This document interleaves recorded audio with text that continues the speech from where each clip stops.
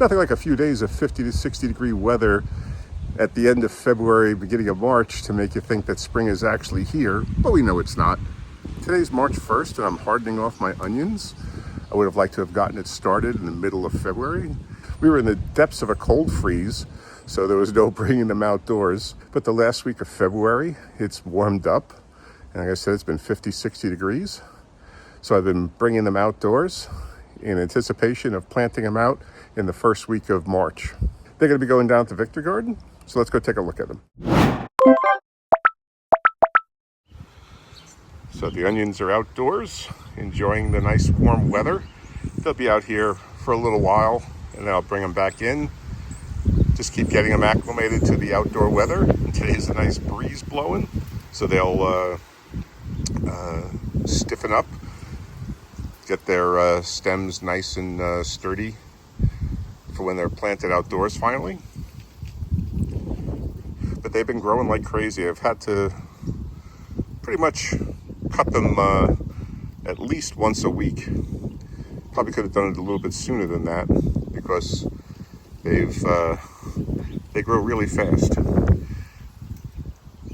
what I also want to do today is actually separate a couple of these plants. I probably should have done this about a week or so ago, where I had the twin and I said I wanted to move it into an individual container. That way I can just plant the plug in the garden and not have to worry about teasing out the roots when it comes time to plant them down at the Victory Garden. So right now, I'm going to go through and just give them another little haircut. And then later on, I'll separate them out. So like I said, sometime this week, they're going to be going down to the Victory Garden and get planted in the garden. So just as I always do, come along and just give them a little cut. If I see like a top that might be a little yellow, I just cut that top off. But sometimes it's like they just want to bend over unless they get cut back, and they grow really fast. Of course, I've been fertilizing them. They've been getting the 511 fish emulsion. It's diluted to like half strength, and then once a week I've been giving them a feeding. Oops, don't want to do that. So I've been giving a feeding once a week, and I keep forgetting what I'm photographing here as I'm focusing on the plants.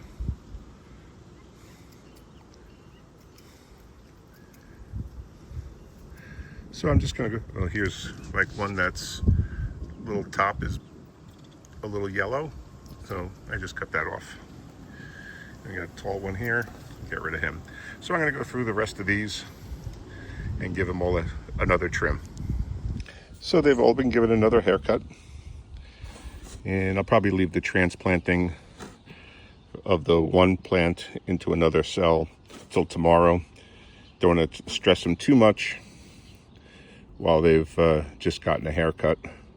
So I'll give them a day to relax and then transplant them out. The red onions, they didn't fare as well. You guys still got a bunch growing there, but they didn't fare as well. And I'm gonna transplant them into individual containers too. I mean, it's really a moot point at this point. I could just leave them in here since I'm going to be transplanting them into the garden this week. But for ease of planting and dropping an individual cell into the garden plot, as opposed to having to tease them apart while I'm planting, I think it'd just be easier that way. So next year, I do plan on planting one onion plant per cell, and that way I don't have to worry about dividing them up and disturbing the roots before I plant them in the garden. But right now, they're doing okay. It's been so hot in the greenhouse, I actually had to take off the upper window shade to allow air to come in here. It was like 90 degrees or more in here until I took that off. So I'm gonna take you around and show you how the rest of the vegetables are coming along. And the first thing I'm gonna start with are the garlic bulbs, which are in the greenhouse. So the bulbs have seemed to come through that frost that we had fairly well. I could probably trim off the tops of these too to get rid of that burn that they experienced. But overall, we've got bulbs growing in each of these little cells. I just watered them because since it's March 1st, I've only watered them once at the beginning of each month since they were planted. So they're otherwise doing good. I also gave them a little bit of the fish emulsion, the 511 fish emulsion. And since it's getting close to spring, not spring yet, but getting close to spring, I figured they might start looking for some nutrients. Also, being in the greenhouse, they're protected and they haven't been exposed to the worst elements of it, even though it gets cold in here in the wintertime.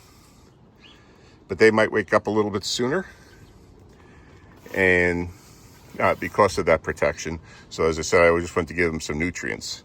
In that regard, I picked up a rhubarb. This is my rhubarb plant that I divided, and it looks like it's starting to wake up now.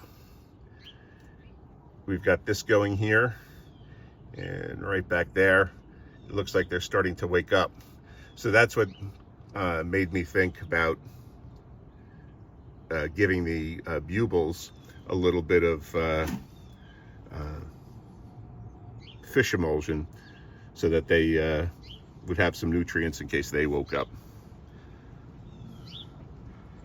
But it was a big root that I had dug up. I planted one of them in my main home bed. It's where I had the carrots, my fall carrots I planted, and once they got, I finished harvesting them out of the bed, I prepared the bed for the rhubarb and dug it up from where it was because it was getting crowded out by tiger lilies. I dug up all the tiger lilies last year, but I doubt I got all of them. Those things are pretty damn invasive too. So we'll see what comes back this year with those tiger lilies, and I'll dig up the rest of them then. But I've been transplanting raspberries from the front of my house back here because the raspberries were starting to take over the garden, or taking over the bed in the front of the house. So I would prefer to have them back here anyway. But the bulbs are doing good. They look like they're doing good. And we'll keep an eye on them throughout the year. Looking at the garlic, it may be time to give it some feeding because it looks like the plants are waking up. So they're going to be looking for some nutrition. So I'm going to be giving them a bit of fertilizer. And that way they'll be able to start the spring off right. It's about time to give them a small dose of fertilizer because as they come out of dormancy, they're going to start looking for nutrients. The bed does have it in there, but just to give them that initial burst of growth. And you want the greens, of course, to be growing strongly. So having some food will help them achieve that. So since the garlic is starting to come out of dormancy, and so you want to start giving it a feeding, I use the fish emulsion again, and something of a foliar feeding, just a little bit on each plant. And then every week to 10 days, you'll want to continue feeding them up until about a month before the harvest. Where the hell am I here? There we are. Doing anything through a viewfinder isn't easy. So I'll just go through and feed all the plants. And I'll keep this up, as I said, I'll keep this up every week to 10 days. Just to encourage the growth and the root growth.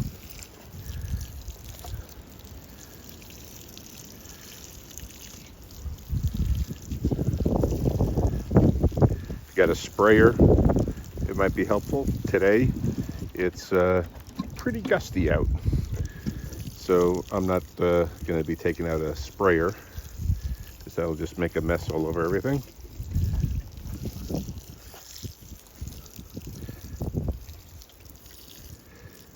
But as I've mentioned in the past, we ended up getting 100% germination from all the garlic cloves that we planted. So that's good.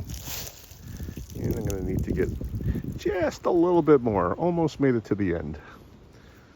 This is our celery, the Utah Tall. And they're coming along really good. And as you can see, they've almost all started with the second set of leaves. So I was going to pot them up into new plants, but I actually don't need this many celery plants, so there's no need for that. So what I'm going to do is just choose the healthiest ones in each of the individual cells, and then I'm going to cut out the rest. I always hate cutting a seedling, but for the overall health of the plant, I think that's what we're going to do. So we'll just have one plant per cell for them to get to grow on. But the celery is doing really well. The cabbage is doing really well too, and it's starting to get its second set of leaves, as you can see, or I should say the first set of true leaves. And they're coming along. Even getting more red cabbage popping up. We've got a couple of plants here. They look like they're getting a little leggy, but they're still looking healthy.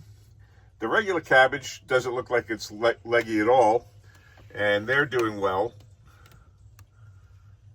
So we'll keep an eye on the cabbage, but they're coming along. Our carrot tops are doing fantastic. Getting really lush growth on them, and all I've been doing is just giving them water. No nutrients, anything like that.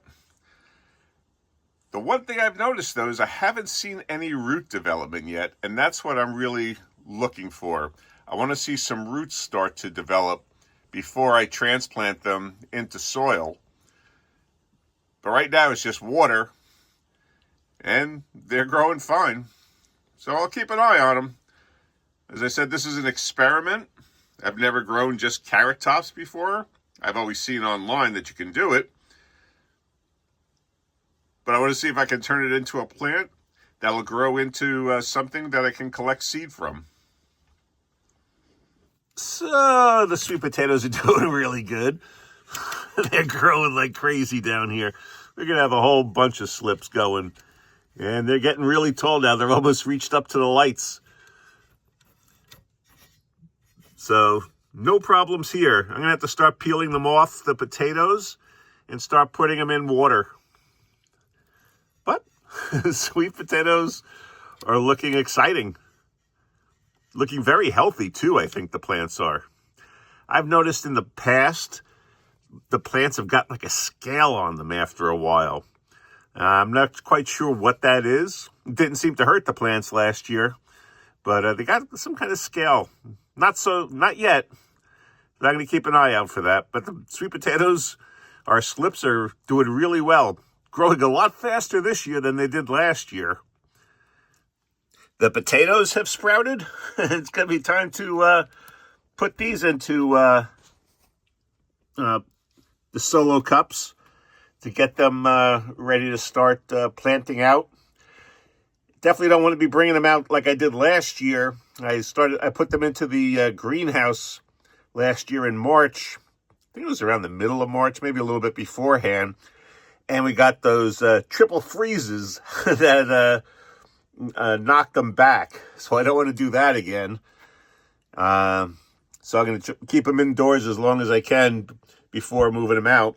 But all the potatoes are sprouting.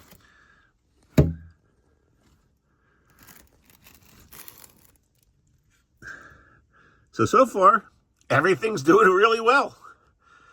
And you can see the roots are developing too.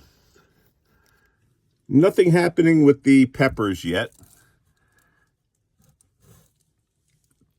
So I'm looking around the cells right now, and I don't see any signs. But I mean, it hasn't been that long yet for them. So I'm not, I wasn't expecting them to be up just yet. And the stevia is a lost cause. Nothing happened there. So I'm going to get some new seed for that.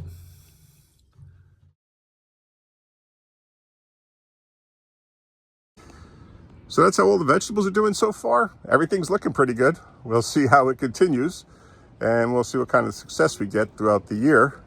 But it's hard to believe it's actually time to start planting stuff into the garden. So this week we'll be planting the onions down at the Victory Garden, and of course I'll be showing you what I'll be doing down there. But if you want to see what we were doing in the garden last week, check out this video right here, and then subscribe and hit that notification bell. And that way you'll be able to follow along in the progress on all of our vegetables as we try to grow a supermarket in our own backyard. Okay, thanks for watching.